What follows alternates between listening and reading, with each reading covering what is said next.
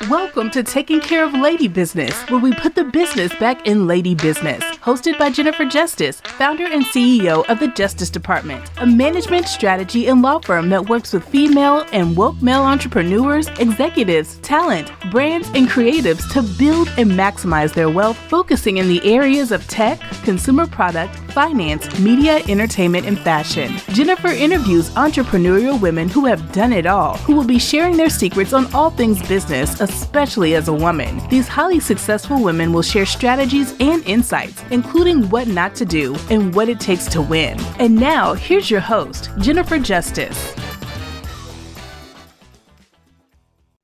Hi, everyone. Welcome to this episode of Taking Care of Lady Business. I'm Jennifer Justice. Today, we have Denise Woodard, who is the founder and CEO of Partake Foods.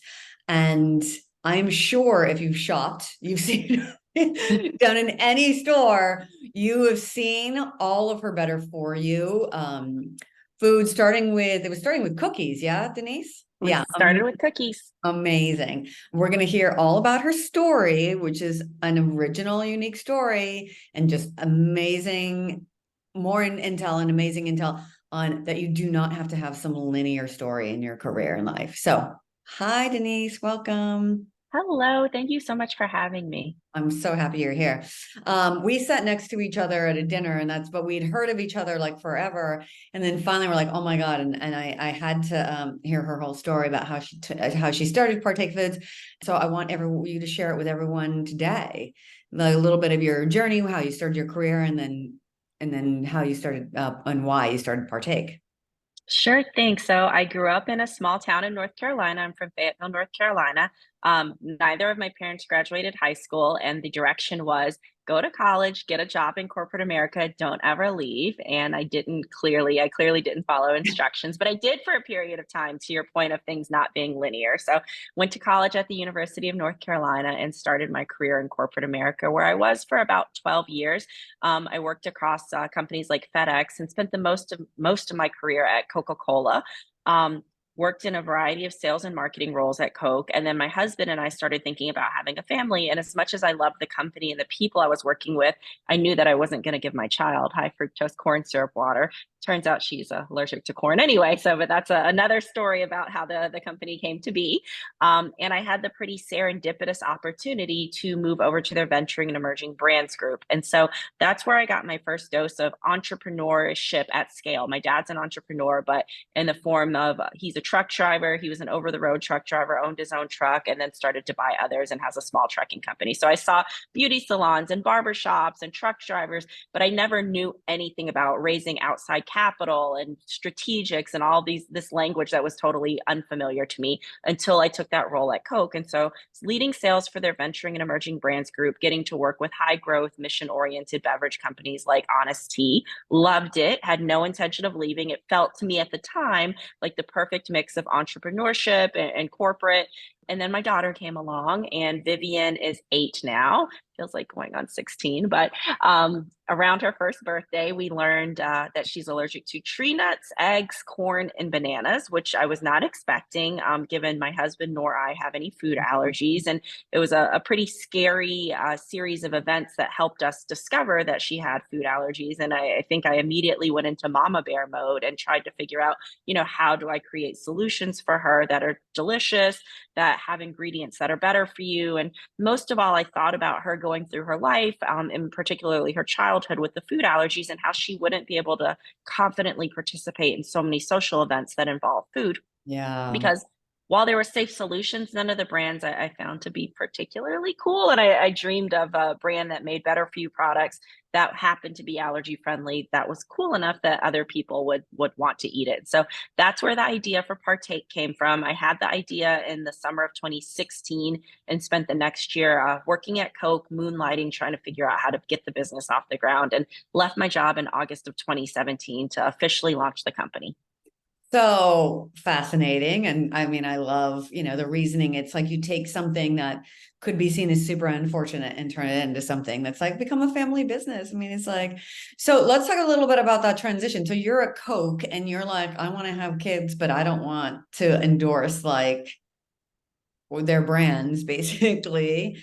And then how did you decide that and to go into the venture side? Like, what was that transition? I started looking at, I had the least sexy job ever at Coke at that time. I had some roles I really liked. At that time, I was doing vending sales. So I was calling on national vending customers. So the stuff that goes into vending machines across the country was, fine, a learning experience, but not something I enjoyed. And I started to look at our portfolio of brands, and I saw that there was some new emerging stuff that I wasn't really getting exposure to. Brands like Health Aid that Coke had invested in, brands like Honest Tea that Coke had purchased, that I was shopping when I was shopping at Whole Foods, and I wanted to learn more about. And so I pretty much stalked the person who was running the group. And funny story, my boss is now an employee at Partake. She leads No sales for us. way. And my boss's boss actually sits on the board of Partake and became an investor. And so I was just really honest with both of them. And like, I love this company. Here's my skill set. Here's what I think I can bring to the table. Is there something? And it took a long time to build the relationship. And I think that's something that I've learned across, my corporate career, but that's also served me well in this role. Like the partnerships that we've kicked off that I'm so proud of have taken years and years, whether it be investors or brand partnerships. And so just having patience and remaining consistent has been such a constant theme. Well, wasn't that scary? I mean, look, my mom didn't graduate high school either. My dad barely did. And no one went to college. But wasn't that scary to go to your bosses and be like, hey, I want to try this other thing, and in the venture side of it, and then on top of it, I want to leave and do a brand that has nothing to do with what you guys do. It's kind of the opposite. I mean, how did you think about that in your brain to do that, knowing that you needed to work, right? I think this is probably one of the biggest blessings in disguise that I got on the journey. Was I entered a pitch competition. It was almost like something out of a movie. I was telling my husband Jeremy in line at the zoo on a Saturday, you won't believe what idea Martha. So Martha was our nanny. Martha also actually has equity in Partake, because it was Martha who really kicked my butt into gear and was like, all you do is complain about the stuff you can't find for your daughter. Do something about it. And so I was like, you won't believe Martha has this idea. Guy in line in front of us turned around and was like, it sounds like you have a really good idea. You should enter this small business pitch competition. There was a small business pitch competition for New Jersey based businesses called the Start Something Challenge. That was a Saturday, and the deadline to enter was like that following Monday. I went home and incorporated a business that at the time I called Vivi's Life LLC, because I didn't really know exactly what we were going to do other than make Vivi's life better and easier.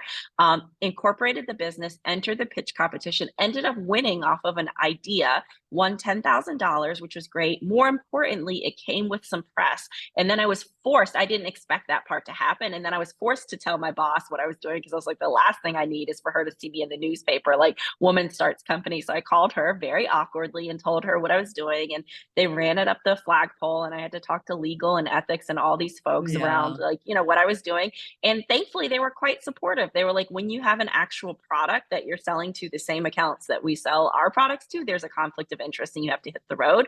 But until then, as you incubate this idea, as long as your work product doesn't suffer, you can stick around. And so that gave me a year to build up my savings, to work on finding a contract manufacturer, a product developer, to figure out if this actually had legs and I was going to pursue it. And so it worked out really well, beyond my wildest dreams. And I feel grateful for the man in line at the zoo and that pitch competition, because I probably wouldn't have had the nerve to go to my boss and share this with her. And I'd probably tried to turn this thing into a side hustle.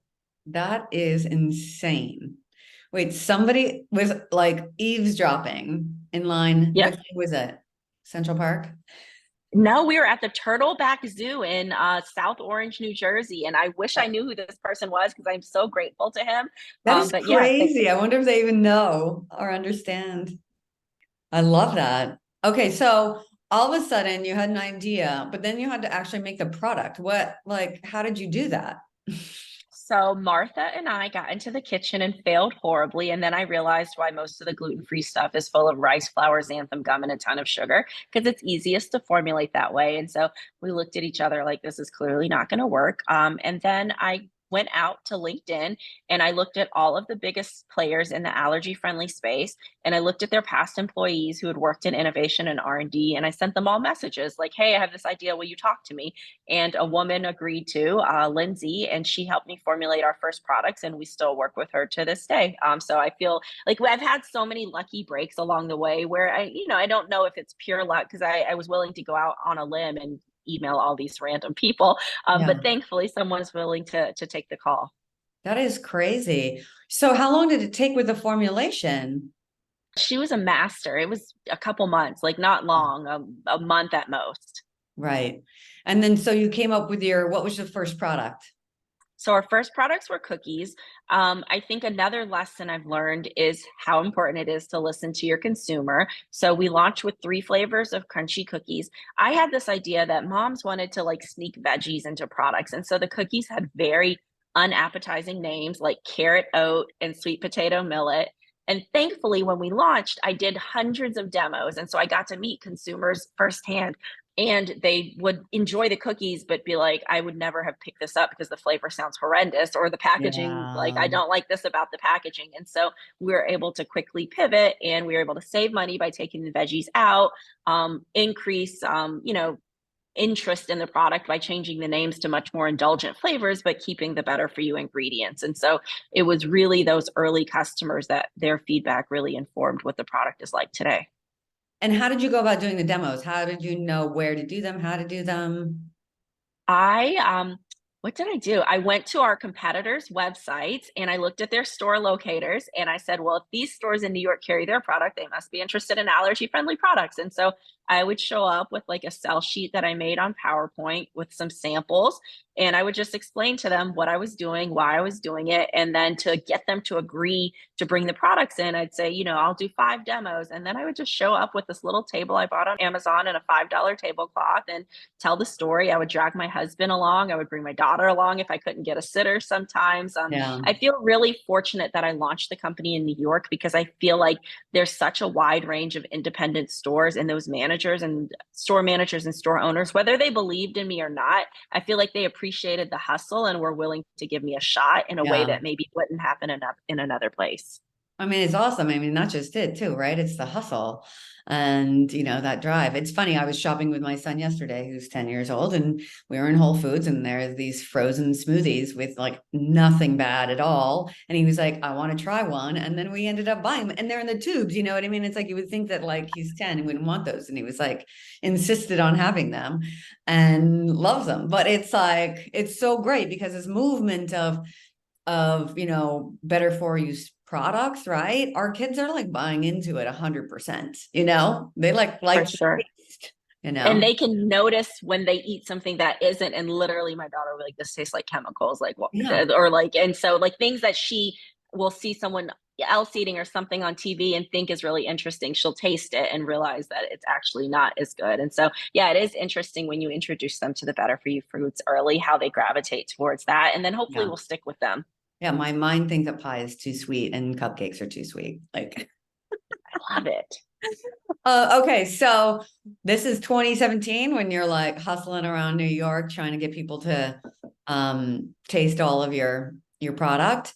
And then so and are you bootstrapping this whole time? I'm bootstrapping.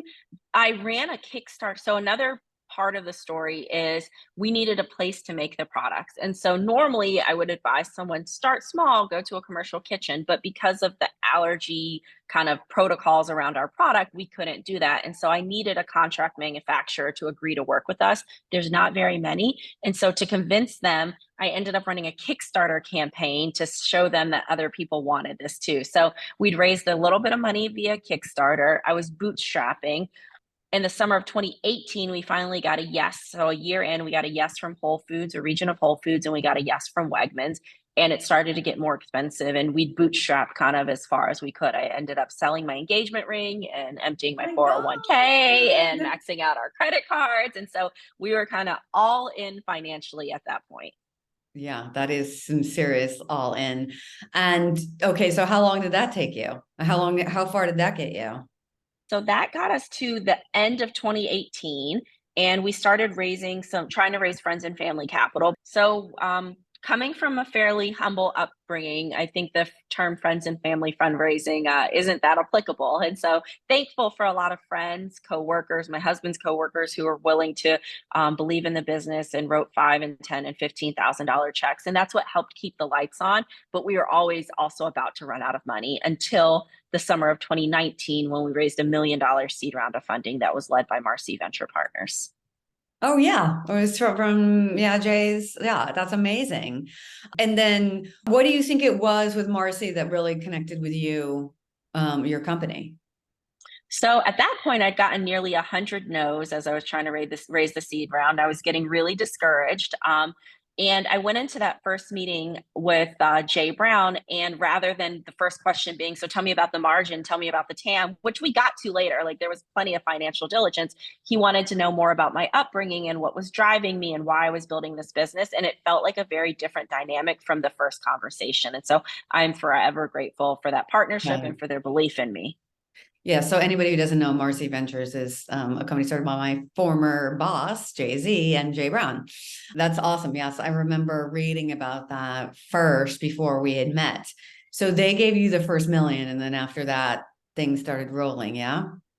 Yep. So they led the round. We brought in some other folks who had like very strong CPG backgrounds, so it felt like a really nice mix of investors.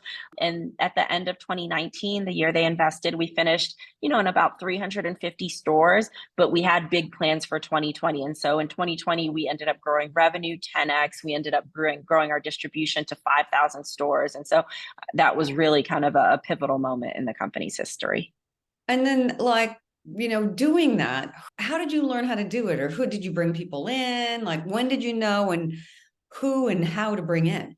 So I was the only employee at Partake until January of 2020, and then quickly started to see after doing all the jobs in the company what I liked and what I didn't like and what I was good at and what I wasn't. And it was clear I was not very strong at operations. And so that was the first hire that we brought on. Sales is where my background was, but we had so many opportunities that we couldn't field them appropriately. And so next was a salesperson. And along the way, we worked with a lot of contract partners. So I think that's something I'm definitely a big fan of. Even when I was the only employee, we had a lot of third party contractors. So an expert in a specific area that maybe I couldn't afford or didn't need to have on board full time, but was really nice to have for a partial retainer or for a few hours here and there. And so, really built the team with contractors initially, but started bringing the team in house in 2020 as the business grew. Yeah. So then 2020 hits, and you're growing the business. Did COVID affect you guys at all, or is it? People were pantry loading, and so Yeah. it positively affected us that way. And I think one of the other most pivotal moments in our company's history was the murder of George Floyd, unfortunately. And so, as we saw so many people wanting to support BIPOC owned businesses after he was killed, there was a huge influx of support, whether it be from influencers, potential investors, partners.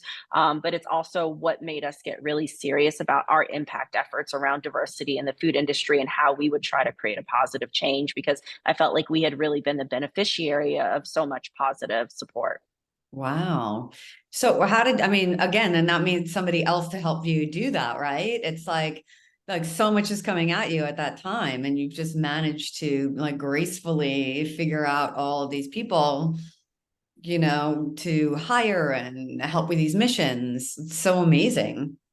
Graceful is probably a big overstatement, but somehow we got it done. It was really ugly along the way, but I think we treated people fairly. We knew what we were trying to get to, but gosh, it was a struggle to get there for sure. So let's go back a little bit about raising money, because it's always a topic of, a top of mind when you talk about women raising money in particular. 2% of venture funding to women, 0.5% of women of color. Like, it's dismal and it hasn't changed. Yet we still continue to go to these places who are telling us by the factual data that they have no interest in what we're doing. Like, what was your experience like? So once we grew significantly in 2020, and the dynamic of the fundraise changed significantly that year. I saw what it was like to actually have leverage and power in the relationship versus when I was getting those 100 no's, like begging people Yeah. to invest. And so I started to be really deliberate around about who was around the table with us. And so we have a really long cap table, but it's primarily women or people of color or funds that are supporting those groups of people. And so I think it may be rare, but I actually like all of my investors. I think they're aligned with us from a mission and vision and values perspective. And so I feel like I've been fortunate to be able to bring those folks on board and think about fundraising in that way. So when you're doing that, like what level are you raising at that point? So we've raised about $20 million. We completed a Series B last year. Right. I mean, that's great. That's a very, really huge number to grow with 20 people. That's crazy. I love it. It's a team of hustlers for sure, hustlers and believers. So they're the magic that make things happen for sure. And so when you're doing this and you're raising this money, what is the 20 million for? Is it to grow? You tell me what it's for. Innovation. So we just launched graham crackers. You can find them nationally at Target. We have a lot of new innovation coming. Investing in CapEx. So we outgrew the ovens that we were using. So we needed to be able to invest in more equipment to be able to grow and innovate. Building out the team, making sure that we had a highly qualified group of people around the table that would help get us to the next level. And then we're competing against, Oreos and Chips Ahoy and huge companies on the shelves at retailers like Target, Walmart, and Kroger. And so we do have to spend significantly on marketing and on sales promotions. And so being able to invest in those things, but we are quite focused on getting to profitability. Yeah. So when all of these terms, like, did you know any of this before you started? No, I did not. It was like a whole, and I think I try not to speak in the jargon, but I catch myself doing it. And I think it's one of those mechanisms that makes people feel like they don't belong or that it's so Yes. complicated. And none of it's like rocket science. But if you don't speak it and somebody's speaking 100 miles a minute and a bunch of acronyms, like you wonder if you can cut it. And at least I did. Oh, And no, I I think didn't speak the everyone. language at all. But Yeah. yeah, somehow. That's one of the reasons why I started the podcast is because I was on a call with a bunch of the private equity company we raised money for from Superfly. They wanted me to be on a call for, this publishing. It was a music publishing thing. And they wanted somebody who understood the language. So I got on the call and they kept talking about dry powder. And I was like, what the hell are they talking about? And it was right before COVID, but for some reason I couldn't get down to Nashville because it was like one of those weekends where it was like everything was happening. So you couldn't even get a flight because they asked me last minute. So I was actually on a call. So I'm looking it up while I'm doing it. So dry powder. And it turns out it just means like extra money. I'm like, why do you have to talk like this? It's like, this is the thing that prevents us from thinking that we can actually do it, right? It's like all the sports references, like, they used to say like skate to the puck. I would skate to the puck. I'm like, what does that mean? They're like, it's in hockey. I'm like, who plays hockey? Like, come on. It's like, no one knows Exactly. that. Like, and so it's all these things that make us feel insecure or don't want to do it, or, you know what I mean? And that's part of the problem. And so, yeah, when you start talking all this jargon, so I'm always like, all right, what does that mean? Like, it's okay. You don't have to feel stupid. It's, no different than whatever you're in. There's going to be something that you're talking about that people just don't understand. So Mm-hmm. I love it. Yes. Dry powder. Oh my God, I actually need to start a company called that. Okay, so now you're building the company, you figured out like scaling, etc. You're competing with Chips Ahoy. Like, what are the things when you look back that you're like, I did this really well, that like other than standing in line behind somebody at the zoo? I think the things that I did really well were building it slowly to start because we built the business on a strong foundation. We got a lot of feedback from our consumers, from our customers. We understood the unit economics on the products. Like, I feel like at the time I was like, gosh, why can't we move any faster? And I was seeing other companies that were raising a ton of money and going into all these stores. And I don't think we'd still be around if I had done that because I wouldn't have even known what to do with the money. And so I think building slowly from the start was important. I think that making sure that I put our impact efforts and who we were and what we stood for as a part of every conversation, as a part of really who we are, and like didn't waver from that has been really important because it's allowed us to attract the right team members, the right investors, the right brand partnerships. And I think at times I would get feedback to, it's just a product, just go sell the product and change it in this way because that's what the market wants right now. But I really did stay true to who I was and why I started this company. I would say that. And then I think the way that we raised money, I think because we have so many investors and because we raised from a group of people that really believe in supporting women and people of color and positive impact on the world, I've been able to grow the business in a way that makes sense for us rather than like a growth at all costs, rather than in a growth at all costs way.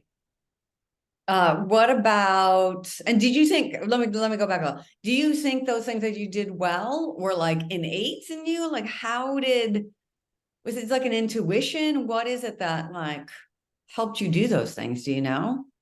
I think some was intuition. So I think on the first part, it was scarcity. I didn't have any money. If somebody would have thrown a bunch of money at me, I would have taken it all day. It just like Yeah. worked out that I did it and I didn't have access to it. So that was no strategy on my part. I think on the second piece about staying true to me and the brand, I feel like when you start a company, like I started the company for my daughter, I feel like she's watching everything I do. I want to be a good example for her. And so like really keeping her in mind as my North Star has really helped me on like that part of things. And then on the fundraising front, I think it was talking to peer mentors, folks that were having like positive experiences and negative experiences with investors and seeing what I wanted and what I didn't want. So kind of three different ways to tackle those three different things. What about like lessons that you learned you wish you would have known or done better? I wish I would have known how strong and God, there's so many things I don't know, but like how smart I am. I think so many times I would sit in a room and I would hear the language and I'm like, I'm never going to make it. I don't know anything. I'm an idiot. And there was like, I wasted so much time and still do on imposter syndrome and just like ruminating in my own thoughts about what I'm capable of and not capable of, that I wish I didn't do so much of that. I think delegating, I could do that better. Like making sure that I'm really like using my time for like the highest and best use for the company and for myself, rather than trying to wear all the hats and do all the things, are two things that, I feel like I still have room to grow on. Yeah. I mean, look, I think getting over that, I know there's a whole new trend of like not saying imposter syndrome. It's like something that's, put upon us. Like, it's like when women, empowering women, it's like, we have the power, we don't have to, but it's really hard. It's like, how did you do that? How did you get rid of the imposter syndrome on a daily basis? I do it too every day. It's like one day I wake up and I'm like, I'm amazing. The next day I'm like, oh, Yep, exactly. Somebody gotta... gave me the tip of keeping they had a really cute name for it. And I don't know, I should give it a try, but they mentioned like writing down all the amazing things that you've done. So you have like a fact-based like list of things that show you why you're such a badass and why you could tackle the world. I haven't done it yet. And I'm still trying to figure it out because I definitely feel the same in terms of one day I wake up like I'm going to take over the world. And the next day I feel like there's no way I can do this. Yeah, I had an executive coach that said, like, you're supposed to write down the 3 things that you're grateful for before you go to bed at night. I was like, no, I never have done it. I think I did it for a day, I need to like read Atomic Habits and then like figure out how to do it. But yeah, I think just sharing that information is so helpful to women in particular, starting businesses, to know that it's just like, every day does not mean you're like, yes, this is great. And, for all the peaks, there's valleys. For all the valleys, there's peaks. And, you continue on. Okay. So what is the future of Partake? Like, where do you see it in 5 years from now? More products. So we definitely have more innovation coming. We're going to work our way down the snack aisle and hopefully at some point across the store. More distribution. So you can find us in about 12,000 stores across the country right now, in places like American Airlines or in airports. But I really want to make sure we're meeting our consumer wherever they'd like to find our product. And so you'll see us expand more. And then more impact. I think we're, as a team, as a company, really focused on doing good in the world, particularly around eradicating childhood food insecurity and increasing diversity in the food industry. And I think as our business grows, the positive impact that we'll be able to have in those areas will hopefully grow. So tell everybody, but what are the main things that they can buy if they haven't seen it yet? What's going to happen is the second like somebody listens to this, they're going to be like, I've never heard of that. They're going to walk in a store and see it. It's my hope. So I hope so too. So we have cookies, soft baked and crunchy cookies that you can find across retailers like Target, Whole Foods, Sprouts, Kroger, Walmart. We also have pancake and waffle mix that you can find on Amazon and in Target. And we just launched graham crackers nationally at Target. Love it. We need a new s'more, man. What made you do graham crackers? We needed a new s'more, just like you What, said. but what is it? What is it about graham crackers that are so bad? Because I really don't know. I don't really eat them that much. So there's a few gluten-free options on the market. Yeah. There's no gluten-free vegan options on the market. And so for anybody who has food allergies, it was really hard to be able to make s'mores. Yeah. And so as we think about kind of the classic staple pantry items, recreating those to be better for you, but tasty so that everyone with or without dietary restrictions can hopefully happily participate. I love it. So I know we have to let you go because you're running a massive company, obviously. There's one question I ask everyone on this because I know as women we've gotten a lot of it, and that is, what is the worst advice you've ever received? The worst advice that I've ever received is around not staying true to my values. I think when times would get rough, people would suggest making different products or bringing on different types of investors or treating employees in a certain way that didn't align with my values. And so at the end of the day, I want to be able to go to sleep with a clear conscience, knowing that I did the right thing by our employees and our customers. And any advice that I got that went against that, I would consider kind of the worst advice. Yeah. I love that. No, it's true. I mean, it could be a lot easier if you just, capitulated, right? And settled. Mm-hmm. But that's not you. Thank you so much for being on this. I think usually I'm like, where can everybody find you? But I think we've settled that in here. But what about website, Instagram? Where can everybody find you there? Sure. You can find us at Partake Foods across all social media channels. And then you can find me on Instagram at Denise G. Woodard. I love it. Thank you so much for coming on this episode and letting everybody hear this amazing story so they can go out and spend lots of money on your products. Thank you so much for having me. Yes, no, I love it. I'm so happy we made this work. And to everyone listening, thank you so much for listening to this episode of Taking Care of Lady Business. Until next time, I'm Jennifer Justice. 49 faces looked to him in triumph. Over the last 12 months, they had each taken turns and promoted his business for a week at a time, driving over $987,342 in revenue. What if you had a network of 50 centers of influence who promoted your business every week for a year? Grab your copy of the #1 Amazon best-selling book, The Ultimate Guide to Growing Your Business with a Podcast, at 33% off the Amazon price by going to ultimatepodcastbook.com. Again, that website for 33% off the Amazon price is ultimatepodcastbook.com.